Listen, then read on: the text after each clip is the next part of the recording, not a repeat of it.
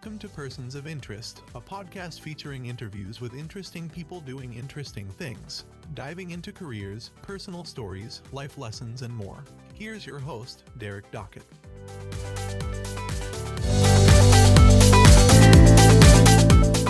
Hello, everybody, and welcome to another edition of the Persons of Interest podcast. My name is Derrick Dockett, and I think most of you know from following me on social media that running has become a hobby of mine and my main way of being active and getting exercise. Well, my guest in this episode hosts a podcast of his own about running and dedicated specifically to amateur runners. Matt Chittim is the host of the Rambling Runner podcast. And on my podcast in this episode, we discuss how he got started with his podcast. And we also discuss some running tips and tricks for the beginner and the intermediate and all things in between and advanced. We nerd out a little bit about running. I will warn you about that. And we also discuss a new project that he has launching as well. So I hope you enjoyed this episode of Persons of Interest with my guest, the Rambling Runner himself, Matt Chittim. The Persons of Interest podcast back for another season. I'm hopping back on this podcast horse and hopefully to stick with it. Going to try my best to get closer to 100 episodes, getting closer to 50s here. But in this one, I am proud and excited to talk to another fellow runner. He's got a running podcast of his own, so he's a podcaster as well. Matt Chittim, the Rambling Runner of the Rambling Runner podcast. Matt, thank you so much for taking time out of your schedule. I really appreciate you for hopping on my podcast. Derrick, it's an honor. Absolutely. Thank you for having me on the show. I really appreciate it. So I have to share, I first discovered you during COVID, not because of the Rambling Runner, but from another podcast. We're all stuck at home during COVID looking for stuff to do and we're working. And I'm a podcaster. I listen to a ton of podcasts. And during COVID, I was just burning through my normal podcast, by 3/4 of the day. But I found this podcast called the Business and Sports Discourse. And I loved it because I worked for, 7.5, 8 years in college athletics. I did social media, graphic design, all that fun stuff for a Division I athletics conference. And this podcast was right down my alley. I was super interested to hear the conversations. So that's how I discovered you first. It wasn't the Rambling Runner, it was that.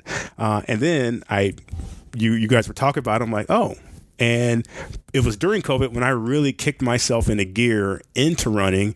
I think I ran about 850 miles in 2020, which for me was the highest I've done. I might pass it up this year. We'll see. But we had nothing else to do. I know what your goals are. I think you better pass it. Yeah, I've gotten a whole lot more into it. We'll talk about that a little later too. But that's how I first discovered you.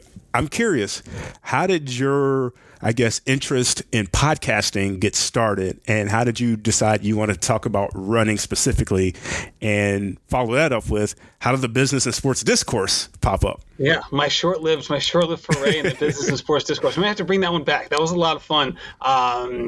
But sometimes you pivot in life, and we'll talk about pivots at the end. But it's for me, podcasting was similar a little bit to you. I was someone who was super into audio, so I worked in college, worked in higher ed for a long time. So at first, I worked as a college basketball coach. So I played basketball in college, and then I coached basketball in college. Along that time, I was also working in the admissions office. It was kind of like having two full-time jobs at the same time. And then after that, I started working as a fundraiser. I say all of this to say all of those jobs involved a ton of travel. And for me, that meant listening to audio content. So there's only so much DOS effects I could listen to. At some point, I had to move on and listen to some other things. So I was cranking up the Audible, I was cranking up the podcast, and I just became just a big fan of that medium. So I was working at So when I started working at Providence College, I was a major gift officer at the school, and our office was right next to the head of the marketing department. So I got to know him. He was a big sports guy as well. He actually used to do play-by-play when he worked at University of Maine. I would help out and do some of the play-by-play in the hockey games.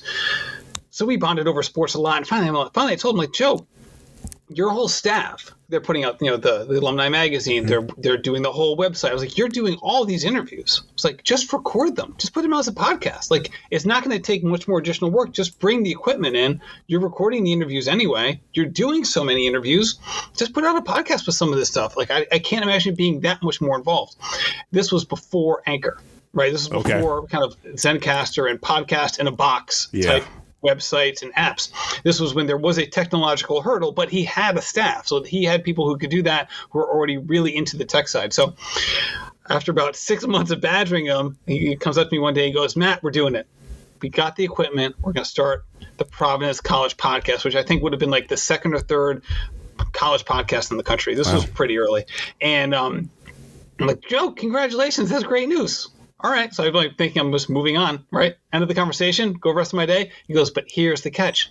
I need you to be the host. Make no mistake. I didn't work for Joe. I had my own boss. Yeah. And I wasn't exactly doing a great job. I was already on thin ice. I didn't need another responsibility that wasn't even connected to my day job, which I was already having kind of a difficult time with. So I'm like, Joe, I don't know what you mean. He's like, if you don't do it, we're not going to have it. I'm like, I don't work for you. That's fresh. I have no experience. What are you talking about? He's like, I'll talk to your boss. We'll make it work. I'm like, he's not that kind of guy to be kind of forceful like that. So I'm like, all right, we'll see. My boss begrudgingly, and that's putting it lightly, decided to let me do this. And we started the Providence College podcast. It was a weekly podcast doing interviews with various people around the campus. So whether they're, obviously I have a proclivity for athletics, but professors, students, alumni, whatever. So that took off. It was fine. It was fine. They're still doing it today. So obviously it worked out well for them. 6 months later, Anchor was created. So the first app in a box type situation. It was basically if you had an iPhone and you were calling another iPhone, you could make it into a podcast, and they handled all of the dissemination, putting it to Spotify and Apple Podcasts and Stitcher and Google Play and all that stuff. So basically all you needed was an iPhone, and you kind of had lowered the barrier to entry for podcasts. All of a sudden, podcasts were like blogs. All you needed was a little bit of tech, and you could put one out. So I already had the Anchor app on my phone. At that time, Anchor app was awful. It was basically audio Twitter. It was like listening to people's voicemail messages, which is not an enjoyable experience. But I had the app. So I was on the newsletter, and they put out, and they said, we're making a pivot to podcasting. That day, I'm like, hey, I've already started a podcast. I can make another podcast. At that time, I was really getting back into running again, and I was listening to all the running podcasts, and they were really enjoyable. It's all the ones that you have now. I think there's all the same ones that are at the top of the list, except this for the road running podcasts, except for Mario. Mario started his podcast like 3 months later. I said, all these podcasts that I like, they interview pro runners. I like them a lot. We don't need another podcast interviewing pro runners. No one talks to amateur runners, at least on the road running side. There were a couple on the trail running side. So I said, hey, I'll start that one. Ultimately, I didn't care if anyone listened. This was just for me. Sure. Have a nice 45-minute conversation with somebody. I would get a lot out of it. If no one listened to it, I really didn't care, which was great because no one did listen to it. So for like 6 months, no one listened to this show. It was so funny. Like I was this close to shelving it. Like I'm putting up my hands like this like a millimeter away from shelving it. And I was at Thanksgiving dinner down in Dallas with my wife's brother, his family. And he's not a runner, but he looks at me, he's like, hey, I actually like your podcast, man. I think you do a pretty good job. And like, I didn't even know he listened to it. I didn't know anyone listened to the podcast. My wife still never even listened to an episode. I'm 5 years in. So like, Jimmy, are you serious? You like this show? He's like, yeah, I think it's good. And like I had on that trip said I was not going to be doing it anymore. So I'm like, all right, I'll stick with it. And I decided to stick with it. And you working in the communications field so basically that first 6 months, I had 8,000 downloads in total. 8,000 in total. Yeah. Okay. That's not a lot for people who are counting at home. But for me, it didn't matter because it was getting basically the same amount of downloads as the Providence College podcast. Sure. So I'm like, hey, that's the only thing I can compare it to. All of the podcast stats are opaque. No one knows what anyone's getting. Right. So I was like, yeah, it's not doing too bad, I guess. So I'll stick with it. So the second year, so basically at the turn of the new year, I'm like, what I'm going to start doing? I'm going to take the podcast and I'm just going to basically use it as a way for me to work on my social media marketing for my day job. But instead of doing it sort of like working on my social media marketing at my day job, where if I mess up, I might get canned, I'll just do it with the podcast. No one's paying attention to that anyway. And it'll be a good lab for me to try that out. That's exactly what I did. So first 6 months, I had 8,000 downloads. In the following 12 months, I had almost 1 million. Wow. And that was how it all took off from there. So the marketing side really did it. And then also we did some other things. I started going to 2 episodes a week at a certain point, and then I kind of professionalized the graphics, and I got some really good guests, and podcasts started becoming more popular, and it kind of, I got in at the right time. I'm glad I did, and it really took off from there. And just hit the 5-year anniversary on July 14th, just a short month and a half ago. And here we are, 5 years in, and now it's my full-time job. Nice. Do you find it hard to stick with the schedule? Or are you just pretty much locked and loaded and you're in tune now? I mean, I think I would view it as hard if I didn't have previous pretty demanding jobs. Yeah. Right. So before I was like raising money for a college. Like that was hard. Yeah. It's hard to tell people who are have paid, or parents or people who are going to school, who are paying exorbitant fees, to now give me more money for nothing in return. That was hard. Finding someone to talk about their running experience, while sometimes, I really bump up against it from a wow, I should really have recorded this a week ago. But to say it's hard, no, it can get tricky. Sometimes you have to get creative. But I've had jobs that were, oh my gosh, this is hard. How am I going to get $100,000 from this person? And if I don't, I might get fired. That was hard. Yeah. This is a joy. Yeah, I agree with that. So you said you got back into running.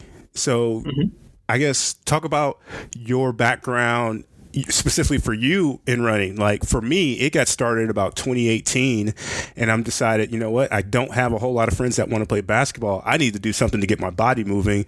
And it started, I'll go out and walk. Well, I think I can run. So I'll start halfway running, halfway walking. I think I can run for 10 minutes straight. And I do it. And then I think I could run for 30 minutes straight. And I didn't do a couch to 5K. I just, decided I think I can do this for 30 straight minutes. And I did. Well, I think I can run for 3 miles. I think I can do a 5. You eased into it.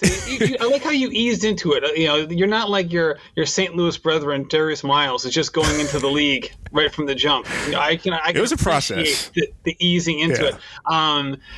So for me, running, I ran cross country in middle school. Okay. That was the only middle school team we had. So I was like, all right, I guess we're doing that. I did run track in high school, but I skipped more practices than I went to. For me, running was about getting in shape for basketball. That's what it was. So there were times where I really ran hard and worked at, like, say, off-season conditioning. Some of that was running 3 or 4 miles, more like 2 to 4 miles. And a lot of times there was a lot of track workouts just to get in shape for a sport that's more anaerobic than aerobic. And I worked hard on those track workouts, but that was the majority of it for me in college. And then also just getting ready for, the first day of practice was a physical fitness test. So it was like the first year was 3 mile, and then every year kind of went down. The last year, my senior year, was like a mile. But you had to be fit for that. But that was the bulk of my running journey early on in life. Post college, I basically started getting into it when I was too competitive for noontime hoops for someone who wasn't practicing anymore. All of a sudden, my mind was like, you should be able to do XYZ, but I wasn't practicing anymore, so I wasn't doing XYZ. And I was like such a competitive whiner that I couldn't handle it. So I was like, I need to find a new outlet. So I took on running, joined a running club, and that was a lot of fun. Once I started a family, those early morning weekday track workouts, all of a sudden that really wasn't going to work with our family schedule, which was fine. I was happy to take that trade. And then from that point, I was kind of like touch and go. I'd go with it for a little bit and then come back, and then a little bit and then come back, a little bit and come back. And then in my mid-30s, I really kind of took it on like, hey, I have some regrets in my athletic career. I don't feel like I got the most out of myself as an athlete, and I want to make the most of it while I still can. And I think now I'm not as fatalistic about growing older and being a master's runner as I was at that point. But at that moment, that's what I was thinking. And I'm kind of glad that I was so short-sighted, because it definitely spurred me into action. And I really kind of got into it in my mid-30s. And here I am. I'm 41. 41? I don't know. Once you hit 40, man. Tell me about it. 42 right here. Yeah, so I was born January 24th, 1981. Derrick, how old am I? You're 41. Yeah, all right. I'm 42. I'm February 1980. There you go. All right, perfect. So 41. There you go. So I'm skipping a year. I think we all got messed up with COVID. We're not sure what year it is. And so at that point, that's when I started taking it much more seriously. Yeah. Now, there are times where I've come and gone since then, but it's usually just injury related. Sure. I've been with it for a number of years now, and having the podcast has certainly been a part of it, and becoming a running coach has been a part of it too, because I loved coaching. I loved coaching college basketball for sure, but ultimately it wasn't a good fit from a family life perspective. Yeah. All my coaching mentors had one thing in common, and it wasn't the kind of defense they played or the kind of press they used or the kind of zone offense they used. The one thing they had in common is that every single one of them was divorced. And once I met the woman who I ended up marrying, I was like, all right, I'm going to find another path. But I always wanted to get back into coaching on some level. And with run coaching, I definitely found it. So I'm in the process of training for my very first half marathon. I've run several 5Ks. I did my first 10K this summer, 4th of July. I've run 6.2 several times. That's, at one point, 2 years ago or so, 10K was my long run of the day, and that was it. I was capped off. But now it's like I did 9 miles last week. I'm doing 10 miles this Saturday, 8 miles. There you go. I'm cranking it up, and I'm learning, doing different, miles. Don't just do the same thing. I'm learning all these different things that help you get fit, help you train better and all these things. For a beginning runner, what's the number one piece of advice that you would tell someone that's getting into running? Okay. First thing is, just like when you start any athletic activity. So the first thing is, if you're going into a new athletic activity, it's going to be uncomfortable in the beginning. Yeah. All right. Some of that gets balanced out because of the excitement you bring to it. But after the first 2 weeks, the excitement starts to wane as it becomes part of your routine. It's uncomfortable in the beginning. Yeah. Okay. Every activity is like, not even every sport. Like if you took up like weaving, it would be uncomfortable in the beginning. Right? You're just getting used to the patterns. Okay. So that's the first thing. Right. So it's not just one thing, but you're past that point. Right. You're an active adult. You're past that point. Okay. I think the next couple of things are understanding the role that different physiology plays within the running scene. Okay, let me put it this way. Think about the best milers in the country. Okay. Mm-hmm. Think about how fast they're running, right? So the best male milers are running between 3:52 and 3:56 in the mile. The best female milers are running around 4:25 to 4:31. Okay. So they are moving. Yes. They are flying around the track, right? So if I asked you, right, if you know, like, all right, there's the aerobic capacity of a runner, and there's the anaerobic capacity. The aerobic capacity is when you have more oxygen is coming in than you're using, right? Classic aerobic effort would be just like a very slow, very easy jog, right? We think of that as aerobic activity, right? And anaerobic activity is like when you're doing suicides on a basketball court, right? You are running hard. You are using more oxygen than you're taking in. You're breathing super heavy. They said, hey, Derrick, these milers, they're running sub 4-minute miles for the men, sub 4:30 for the women. What percent of that effort is aerobic? What would you say? I would say 50. You would be way off. But to be fair, so would everybody else. Because most people would assume roughly the same, if not a lot less than that. It's 87% aerobic. Wow. 13% anaerobic. These people are flying. Yeah. They are running faster for a mile than most people can run for 50 yards. Yeah. Okay? This is aerobic. This is at the mile. To say nothing of the 5K, the 10K, for you, the half marathon. So the third thing you have to understand is building up your aerobic engine, because that is the ball game. Yeah. Okay. Without the aerobic engine, you can't even run the mile well, to say nothing of an endurance event. Okay. So building up your aerobic engine, what does that mean? It means putting in easy miles, putting in aerobic miles, not anaerobic miles, and doing so in a way that allows you to recover and do it again. Because the way to build up the aerobic engine is to, first of all, run aerobically, and also to do it a lot. And you can only do it a lot if you're recovering. Okay. So to run a lot of aerobic miles, a lot can mean something to different people depending on how much, what they're currently doing and building up slowly. But running a lot of aerobic miles, and I say aerobic, I mean, if you have a Bluetooth headset on and you're carrying your phone, to be able to talk to somebody while you're running, or to join a running group and have a conversation while you're running. Yeah. It's conversational pace. Okay. That is easy effort. Now, supplement that with occasionally running fast. By fast, I mean, imagine a 9-year-old. You're going to work for a school department, right? You've worked for school departments. Imagine a kid at recess. He or she is, bombing around the field at recess with a big smile on their face. They're flying around, right? That's the effort I'm talking about. Occasionally throwing in 4, 5, 6 by 10 to 20 second strides at the end of your run, maybe 3 to 4 times a week. That, if you just only did that and you never elevated it to anything else, you just did that, you would be getting 75% of what you need.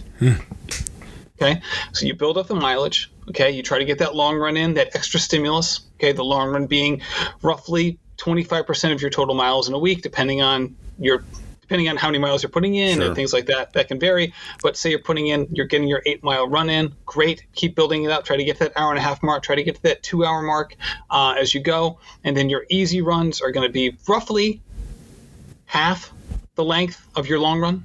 Right, so if your long run's 10, your easy runs are probably going to be around 5-ish miles. And you go from there and you try to get a lot of those as you can.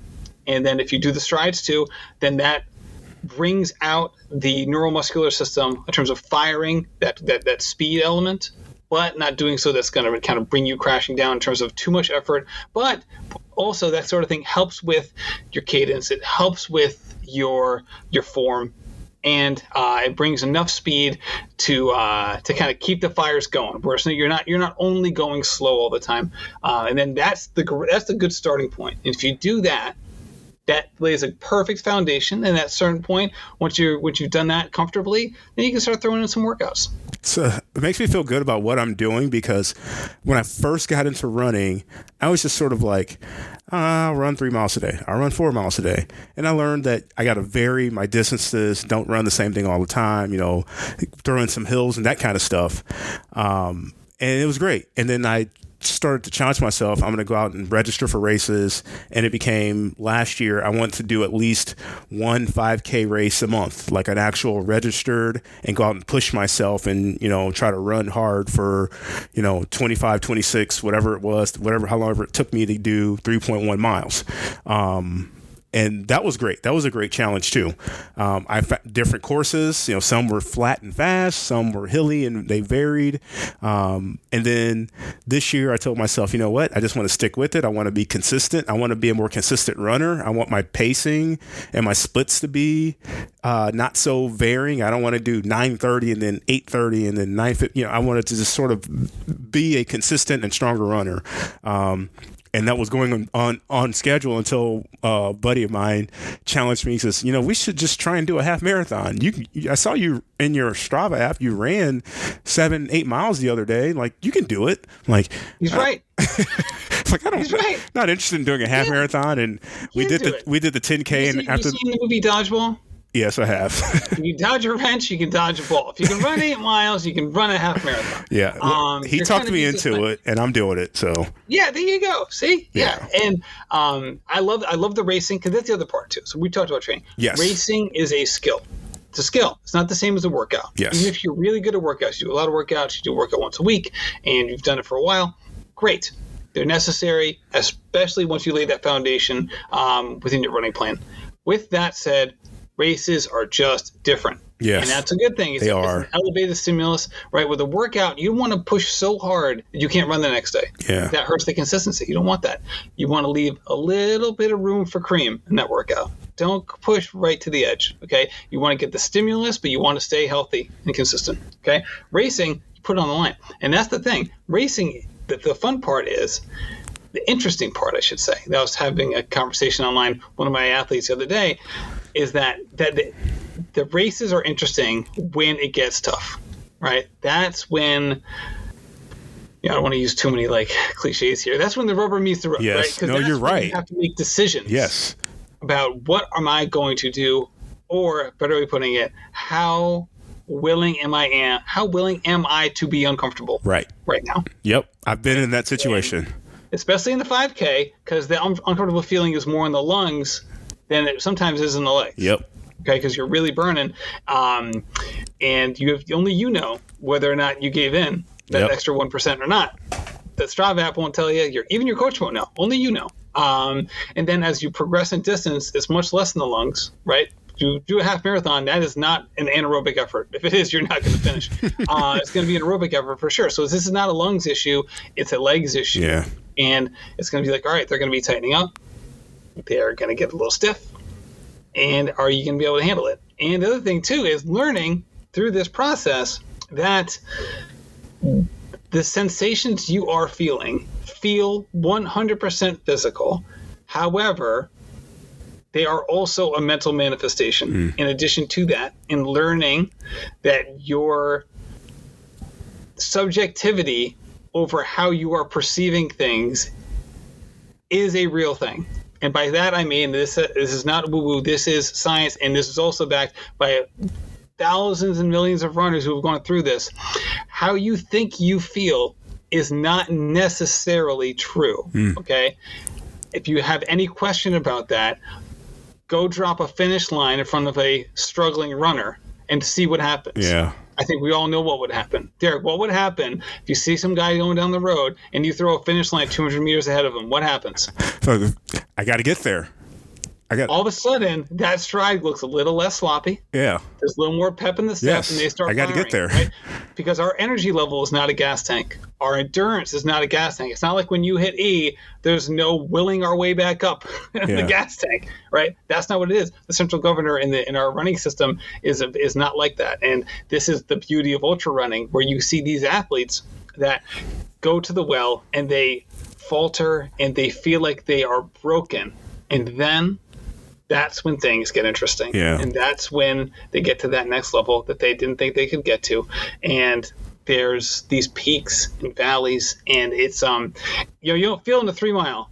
I guess it's too short for that. And you may not even feel in the half marathon, but I think we can learn from each other and learn from each other's experience. Good gosh, I hope so. And that is when things get interesting, right? Yeah. When when we all know that we can, or we should say this, as parents, we often say that our kids can do more than they think they can. Well, look in the mirror too, buddy, because that's the same thing for us.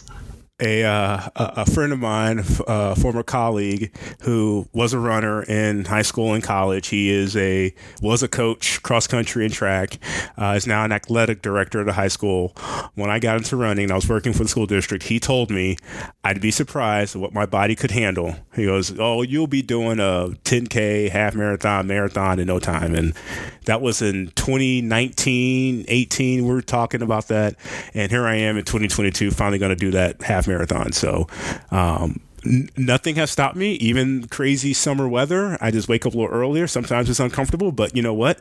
I have not, even on like in the middle of this training I'm going through, I've got a plan that I'm sticking with to do, 3 miles on Tuesday and, 4 or 5 miles on Wednesday and 3 miles on Thursday and a long run on Saturday. And there are rest days built in. There's cross training built in.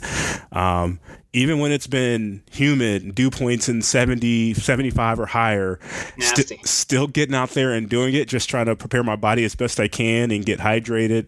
But I have not stopped, so I'm impressed. I've been able to stick with it this long, doing more miles. So I feel prepared. It's about a month away. It's October 2nd. So I'm excited for it. I didn't think I'd ever say that. October is a great month. That's when the weather starts to cool. Yeah. It's fairly predictable in terms of it, taking that little edge off. And, once the weather gets over, especially for a half marathon, once the weather is over 65, it starts to play a factor. Yeah. There's no question about it. But still, like that's a great temperature to be at. Yeah, it's going to be like this morning. I ran 5 miles and it was about 60 degrees, 62 degrees. Oh gosh, it was perfect. Yeah, and it's funny. In my app yesterday, he said, "Boy, your pace is picking up." And I responded back, and it felt like I was not running as fast as I thought I was. And he goes, "Well, that's a sign that you're just naturally getting better and faster if you don't think you're running that faster. It's just like coming to you. So I'm like, right. And that's the thing that can get tricky too for so many runners in the summer. It feels like we're not improving because the runs are awful. Right. We feel like garbage when we come back. We're running slower because of the heat and the humidity, but it's building underneath. Yeah. And you just have to let it come around. And it feels like we have to relearn this every summer, and I'm no exception to that, but it's true. So obviously you're getting fitter because you're working more, but also the weather can have like a blinding effect to our own understanding absolutely. of how fit we may or may not be. Yeah. I don't want to call it mental, but man, when I open the garage door and I'm like, oh my gosh, there's no wind. It feels so great. It's a difference maker. It's just a little bit different when there's no humidity and that crazy dew point isn't there. So I firmly believe and agree with that. So we're going close to 30 minutes. I think we go this long. I'm nerding out. I don't care. I don't care. Totally nerding about the running, but you've got something special cooking, and I haven't had the opportunity to break a lot of news in my podcast, so I'm super excited for you to share what you've got going on. So I'll let you share what's happening in your world, what's coming up. Let's do it. Yeah. So you remember the business sports discourse, because it's trying new things is exciting. Okay. That was a short-lived venture. My buddy Jason Meklusa was part of it. He's an awesome guy. We stopped it. It was my choice because I thought another project was going to open up, and I was like, I think this more aligns with what I'm doing. So Jason was awesome. That was a really fun project to do. No question about it. New project that's coming out September 7th. We're launching a brand new running media company, and it's something that I think is going to change the running media landscape. And I think it's going to be huge. That's my vision for it. I think I have big goals, but when you have a great team, you should have big goals. Yeah. And this is a collective effort, and the people in this are absolutely phenomenal. Derrick, we got 9 people who are part of this team, and it's kind of a who's who within the running group, within the running media, and on the running landscape. Okay, we got Lindsey Hine, the host of I'll Have Another podcast. We got Marcus Brown from over in London, a 6 Abbott World Marathon finisher who's now a 256 marathoner. Wow. He's the host of A Runner's Life. He does a lot of stuff on YouTube. He's absolutely fantastic and has partnered with Abbott to do a lot of media stuff over at the London Marathon and a variety of their other Abbott World Marathon majors. We have Mike Coe, better known as Kafuzi. So one of the most popular running shoe YouTubers out there. Has over 100,000 YouTube subscribers. We got Zoe Rome, editor-in-chief of Trail Runner Magazine. Stephanie Flippin, the USATF 100-mile champion. Wow. Peter Bromka, one of the best running writers in the country. 2021 was featured in the Best of Sports Writing Anthology. Carolyn Sue, the creator of Diverse We Run Instagram account, has been on the cover of Runner's World. And Kara Goucher, who doesn't need an introduction on this podcast, one of the best runners of our generation, is currently doing live coverage of the Olympics, of the World Championships. We are all coming together. We have formed a company. It's called Relay. And we are going to be putting out the best, most creative, and collaborative running content on the internet. Putting out 20 pieces a month over on Patreon. Wow. Patreon.com/relay. Some people may know Patreon as kind of like a tip jar for creators. That's not how we're using it. Patreon, I think, is better served as basically paywall in the box. Okay. They are to paywalls what Anchor is to podcasts. Okay. Just go there. I don't need a tech person. We don't need a tech person. All we have to do is post on Patreon. It's a subscriber-built model, and we are so excited. We're going to be doing 4 live shows a month with subscriber, back and forth within these live shows. We are going to blow it out. Awesome. And I am so excited about this. It's going to be $9 a month for subscribers, and I think the amount of high-level content people are going to get is going to be absolutely out of this world. And this is how I view it, Derrick. Sidious Mag. First of all, let me put it this way. The traditional running media outlets are going from traditional to extinct.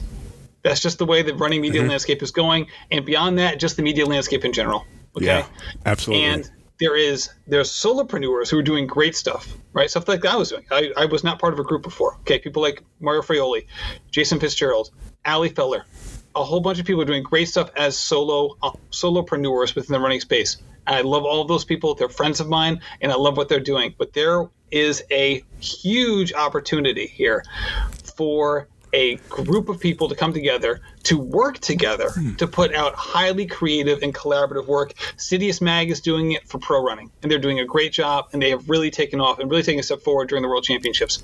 Free Trail is doing it in trail running. They're doing the same stuff. You got Ryan Thrower, Dylan Bowman, Corinne Malcolm, Kelly Henninger, and Hillary Allen doing amazing work in trail running. Relay is going to be that for dedicated amateur runners with a 9-person group that I think is second to none. I love it. I love that, and it's centered for amateur running. So folks like me, because definitely amateur, but I'm building up. That definitely, like hearing what we just talked about, that kind of content hits home. So you've got an audience built in that will flock to this. This is awesome. That's what I think. Right? I think it's the people who originally, maybe 20 years ago, they would have been like the diehard Runners World subscribers. Mm-hmm. Right? That's just not. People don't get magazines anymore. Right. They just don't. That's not the deal. Right? It's writing on the internet. It's podcasts. Right? Audio. What they call it audio, or you call it podcasts, and it's video, and that's what we're going to be doing. It's three things: the interaction, writing, audio, and video, and we're going to be doing it all, and we're going to be doing it in a collaborative way, where 1 + 1 = 5, right? Yeah. You get these kinds of all-stars together, right? You have like Kara Goucher working with Carolyn Sue, working with Peter Bromka. Like the result is just going to be out of this world. And I think cool. That is going to be the special sauce for Relay. Nice. How soon will you be kicking this off? September 7th. I don't know when this is publishing, but if it's not September 7th yet, be on the lookout. All if right. it's past September 7th, patreon.com/relay. What are you waiting for? Also, 10% off discount for anyone who signs up for a year. But either way, you're going to be getting great stuff. I guarantee it. Also, the first week of content is going to be free on the site. So if you do it at patreon.com, the whole first week of content will always be free. So you'll be able to see exactly what you're getting. Okay. Well, I'll definitely link this in the podcast notes. I'll share that there and send out a tweet from my account as well. This sounds super exciting. Congratulations. It sounds like you got a great all-star cast. I think even the part you said about being able to do the interaction, I think that's huge as well. I think what most folks, they love interacting on social media with people that they connect with. So being able to do Q&As and things like that online, that's an extra added benefit in addition to just reading or watching content or listening to content. Right. Being able to do Q&As and interact with people live, on demand, that stuff's super valuable nowadays. So kudos to you guys putting all this together. We do like a monthly running book club, right? Just running books that are coming out. Right? Like Des Linden, we saw the pre-order for hers. We saw Lauren Fleshman's, the pre-orders for hers. I just got Matt Fitzgerald's new book. It arrived this morning in my house. This is not a pre-release that Matt sent me. It just came out. So and there's plenty of running books out there. We're going to be doing a running book club, so we'll announce at the beginning of the month what the book's going to be. Then we'll do a live show where we'll have 2, 3, 4 people on the Relay team. We'll talk about the book, hopefully have the author on as well. And then also, because we announced beginning of the month, have some subscriber interaction. We're going to be doing a Coach's Corner live show episodes as well. Cool. We're going to be doing a live interview once a month with a professional runner or professional running team.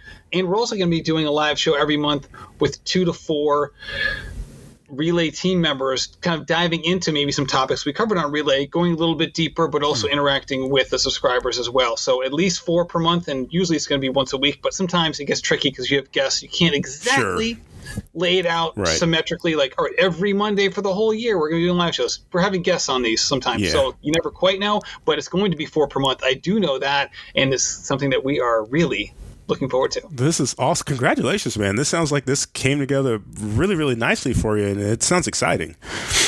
I'm really excited. That's for sure. And as I told you offline, I finally put to use all the 7 years of college basketball recruiting. I finally be able to put it to good use. So building this has been a lot of fun. And we're all in this together. That's for sure. So while we've all kind of got on the boat at different times, once we're on, we're all working together, and that's the most important thing. Yep, absolutely.